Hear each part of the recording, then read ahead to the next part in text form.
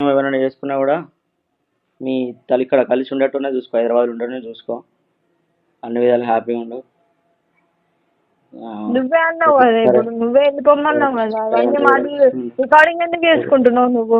లేదు ఇంకా ఇదే లాస్ట్, అందుకని నువ్వే కదా ఇప్పుడు లొల్లి పెట్టుకున్నది నాతోని. సరేలే ఉండవు, రికార్డింగ్ ఏం లేదు కానీ జాగ్రత్త, బాయ్.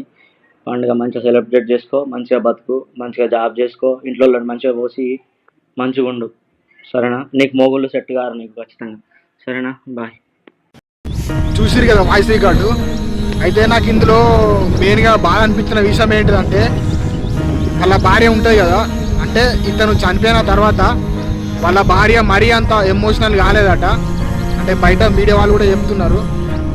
ఇంకొకటి ఏంటిదంటే, ఇందులో నాకు బాగా అనిపించిన విషయం ఏంటిదంటే, వాళ్ళిద్దరు గొడవ పెట్టుకున్నారు కావచ్చు, అంటే ఏం గొడవ జరిగిందో తెలియదు, కానీ కాకపోతే గొడవ పెట్టుకున్నప్పుడు ఏదో ఒక డిసిజన్కి వచ్చేది ఉండే, అతను ఆ పని చేసిందంటే అలా చాలా బాగా అనిపిస్తుంది అట్లా సూసైడ్ అనేది.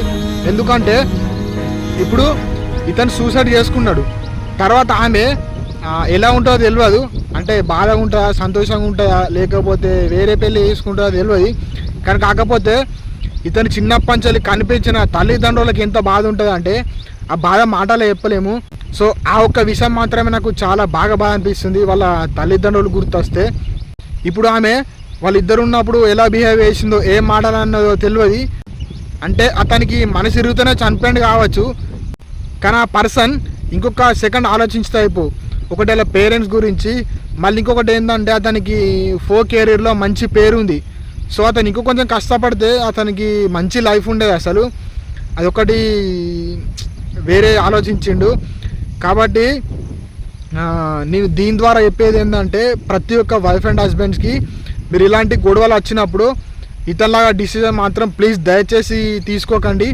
మీ ఇంట్లో ఒక ఫ్యామిలీ మెంబర్లాగా చెప్తున్నా, మీకు ఒక తమ్ముళ్ళలాగా అన్నలాగా చెప్తున్నా, ప్లీజ్ అటువంటి డిసిజన్స్ తీసుకోకండి. ఎందుకంటే మనకు బాధలు వస్తుంటాయి, ప్రతి బాధకు ఒక సొల్యూషన్ ఉంటుంది, కానీ ప్రాణం పోతే మాత్రం మళ్ళీ తిరిగి రాదు.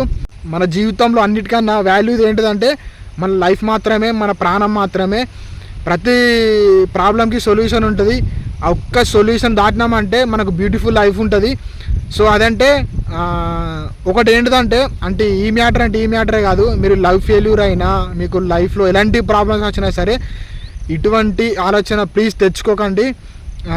ఇప్పుడు చూడండి వాళ్ళ తల్లిదండ్రులు ఎంత బాధపడుతున్నారు, ఎందుకంటే ఈమె నిన్నాక మొన్న వచ్చిన పర్సన్, ఈమెకు ఎంత బాధ ఉంటుందో తెలియదు, కానీ చిన్నప్పటి నుంచి కనిపించిన తల్లిదండ్రులు వాళ్ళు ఎంత ఏడుస్తున్నారంటే నాకు చాలా బాధ అనిపిస్తుంది. సో అంత పెద్ద చేసిన తర్వాత మనిషి ప్రాణం కూడా అంటే ఇట్స్ నాట్ ఏ జోక్ కదా. సో ఇలాంటి పరిస్థితి ఇంకా ఏ పర్సన్కి కూడా రాకూడదు, ఏ ఫ్యామిలీ కూడా ఇలా కాకూడదు అని చెప్పేసి మనసారా నేను కోరుకుంటున్నా.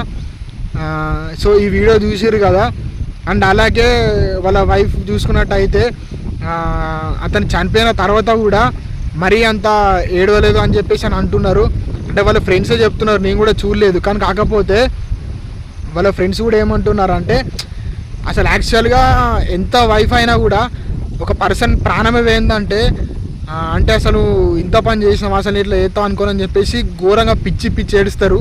కానీ అసలు నాకు కూడా సోషల్ మీడియాలో కూడా అంత కనిపించలేదు. సో వాళ్ళు కూడా అంత ఎమోషనల్ కూడా ఏం కాలేదు అని చెప్పేసి కూడా అంటున్నారు.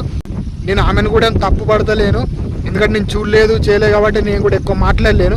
కానీ కాకపోతే అతని మ్యాటర్కి వచ్చినట్టయితే, సో అట్లా గొడవ పెట్టుకొని ప్రాణం పోతే కొంచెం బాగా అనిపిస్తుంటుంది. అండ్ అలాగే వాళ్ళ వైఫ్ కూడా అతను చనిపోయిన తర్వాతనన్నా ఏడ్చితే అతని మీద ఎంత ప్రేమ ఉందని చెప్పేసి తెలిసేది. సో ఓకే, మరి ఇది ఇవాళ వీడియో. సో దీని ద్వారా ఎంతో కొంత మీరు మెసేజ్ తెలుసుకున్నారని చెప్పేసి నేను అనుకుంటున్నాను.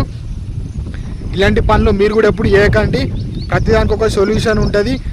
సో ఇతనిలాగా చేస్తా మాత్రం కొంచెం అలా చేయకండి, ఎందుకంటే ప్రాణం అనేది చాలా విలువైనది, లైఫ్ ఇంకా అన్నిటికన్నా విలువైనది. అటువంటి ఆలోచనలు వచ్చినప్పుడు మన ఫ్యామిలీ గురించి, మన తల్లిదండ్రుల గురించి ఆలోచించండి. మన పిల్లలు కూడా ఉంటారు కదా, సో రేపు పొద్దున వాళ్ళు ఆగమైపోతారు. ఎందుకంటే ఇప్పుడున్న జనరేషన్లో మనిషి బ్రతుకున్నప్పుడే ఎవరు పట్టించుకుంటలేరు, మనం పోయి మనకేమైనా అయితే మాత్రం మన ఫ్యామిలీని ఎవ్వరు కూడా పట్టించుకోరు. కాబట్టి అట్లా కొంచెం ఆలోచించండి. ఓకే, మరి ఇలాంటి బాధలు వచ్చినప్పుడు మీరు ధైర్యంగా ఉండి లైఫ్లో సక్సెస్ అవుతారని చెప్పేసి నేను కోరుకుంటున్నా, కావాలి కూడా.